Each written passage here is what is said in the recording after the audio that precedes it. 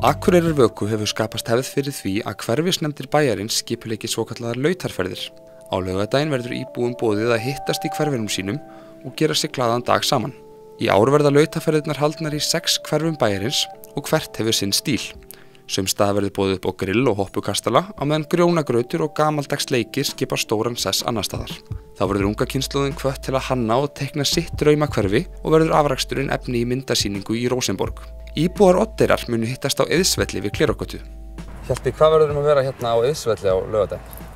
Það er þetta sem er í flestum hverfum, það er svona lautarferð sem er milli 11 og 1 og á laugardagsmorguninn og hérna það verður kaffi og brauð og svona eitthvað og við höfum verið með þetta í nokkur skipti áður og það er svona alltaf hvernig veðrið er, hversu góð mæting er og svona en þetta hefur ágætlega sótt og fólk hefur komið saman og spjallað og svona átt góða stund.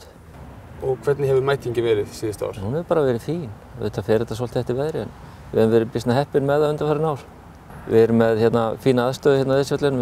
Hverfisnefndin hefur svona staðið fyrir því að láta fé frá bænum þá renna í þetta sameiginlega svæði okkar og gera það upp og ég held að það hafi tekist bara mjög vel. Hvert er hlutverk hverfisnefndar? Já, það er svona, ef ekki segja, svona hagsmunasamtök íbúanna. Svona vinna að hag hverfisins og reyna að hafa svona jákvæð áhrif á þróun þess. Og svona ákveðin þrýstihópur líka gagnvart bæjaryfirvöldum.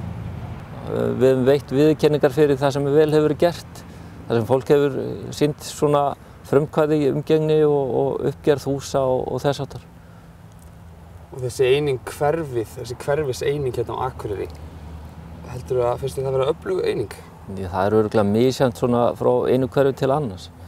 Og jú, ég held að þetta sé, svo er það líka gatan og bara næsta nágrenni íbúanna. Þetta er auðvitað svona svolítið teygjanlegt hugtak sko hvað er hverfi en bærinn er með ákveðna skilgreiningu á því og við erum svona sett saman í hverfið. Kannski erum við betur afmörkuð en ýmsir aðrir en jú, ég held að hverfið sé svona ákveðin svona eining í huga ýmissa. Og ekki skemmi fyrir að halda þetta á þessum magnaða stað Eiðsvelli? Já, einmitt, það er gaman að vera hérna. Þetta er hluti af gamla aðalskipulaginu frá 27 eftir því sem er skilst. Og já, þetta er fallegur staður í bænum. Og allir velkomnir? Allir velkomnir. Bæði núverandi íbúar og hverfisins og fyrrverandi og allir sem áhuga hafa. Það verður einnig mikið að vera við Lundarskóla en þar hefur hverfisnefnd Lunda og Gerðahverfis skipulagt lautarferð og stendur einnig til að vígja nýtt og glæsilegt grillhús. Við ætlum að vera með pulsur og svala í boði nefndarinnar og síðan er hugmyndin að vera með skottsölumarkað fyrir þá sem vilja koma og selja vörur eða hönnun eða hvað sem er og þá er hugmyndin að stilla honum upp hérna á mölinni en svo er myndasýning sem verður í Rósenborg upp á annarri hæð og við hvetjum krakka til þess að koma með teikningar af hverfinu sínu, götunni sinni og skila þeim inn til okkar eða fara með það bara beint niður í Rósenborg. Við verðum með pappír og liti hérna. Ef það verður rigning þá er betra að koma með hana tilbúna og fara með hana. Við verðum bara að spila þetta eftir hvernig veðrið verður. En stemningin verður svona afslöppuð, piknikstemning og við hvetjum fólk til að koma bara með dót og leiktæki og skemmta sér hérna, spjalla aðalega. Þú nefnir myndlistasýningu fyrir krakkana, það er verið að virkja alla aldurshópa í þessu?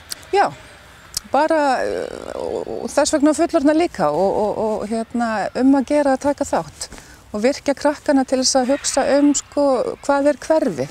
Það er svolítið misjafnt eftir hverfum hversu þétt einingin er og hefur verið. Við erum með misgróin hverfi.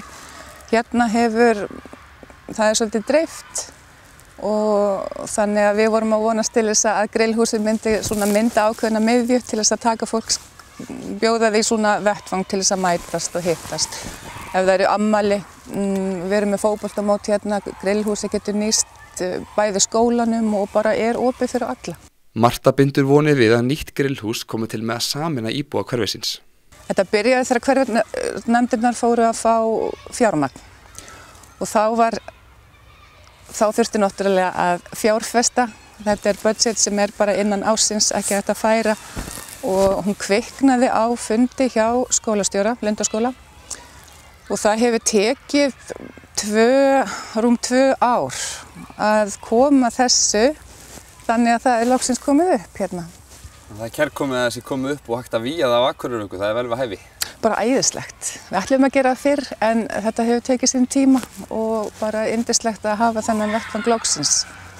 Og er þá íbúum hverfisins og kannski öllum bara velkomið að koma og nota grillið í framhaldinu? Já, endilega. Bara hvenær sem er. Hvort sem það eru afmæli eða bara fólk vil koma og grilla. Koma með kol og mat og bara njóta þess að vera hérna. Við erum með flott svæði eins og við sjáum.